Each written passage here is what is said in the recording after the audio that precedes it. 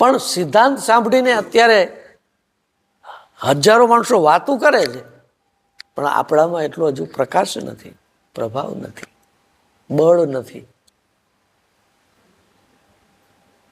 આપણે કશું મિટાવ્યું નથી અને આપણે ગાંડાની જેમ બક બક કરી હું પોતે જ પરમાત્મા છું, હું પોતે બ્રહ્મ છું, તો એ સિદ્ધાંત ખોટો પડે ને.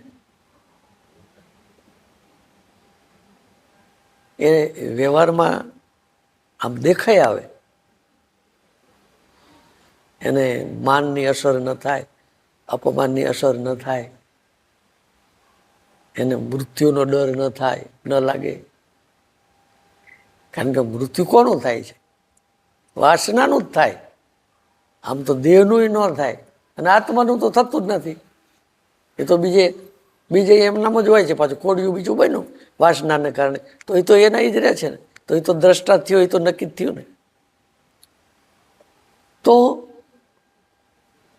હું જન્મતો નથી, મરતો નથી, એ એક નક્કી થઈ ગયું ને, તો એનો ડર મટી જાય. તો સ્વયંમાં પરમાત્મા છે. સિદ્ધાંતમાં તો છે જ, આપણે બધા વાતો કરીએ જ છીએ. અનુભવ વસ્તુ અલગ છે અને સિદ્ધાંત વાતો કરવી એ આખી વસ્તુ અલગ છે. અત્યારે આપણને કોઈ કહે કે ભાઈ 8 દિવસ પછી અતિવૃષ્ટિ થવાની છે, ભૂકંપ થવાનો છે, તમે ચિંતામાં પડી જાવ કે હજુ મારે આ બાકી છે, આ બાકી છે, શું થશે? તો પછી આપણે કંઈક કર્યું નથી, તો નક્કી થયું ને. એટલે તો 8 દી પછી થાય કે 80 વર્ષ પછી થાય, જે થવાનું તે થાય. હું નથી જન્મતો, હું નથી મરતો, પાકું થઈ ગયું.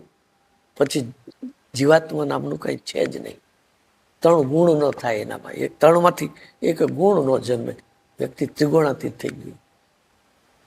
એના માટે છે કે સ્વયં કહો, પરમાત્મા કહો, બે નથી. કબીર સાહેબે તો કીધું એક કહો તો હે નહીં, દોય કહો તો ગારી. એને તો એક ની ના પડી, તમે એક બોલો તોય 2 થશે. ત્યાં મૌન જ અવસ્થા છે. એક કહો તો હે નહીં, દોય કહો તો ગારી, હે જૈસા તૈસા રહે કહે કબીર વિચારી.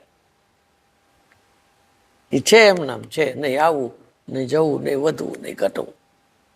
એને ગંગા સાથે જથારથ શબ્દ વાપર્યો. જથારથ વચનની શાન જેને જાણી પાનબાઈ, એને કરવું પડે નહીં બીજું કાંઈ. એ જેમ છે એમ સત્ય છે. એ શાન જેને જાણી લીધી હોય, મેળવી લીધો એમ નથી કહેતા, શાન જાણી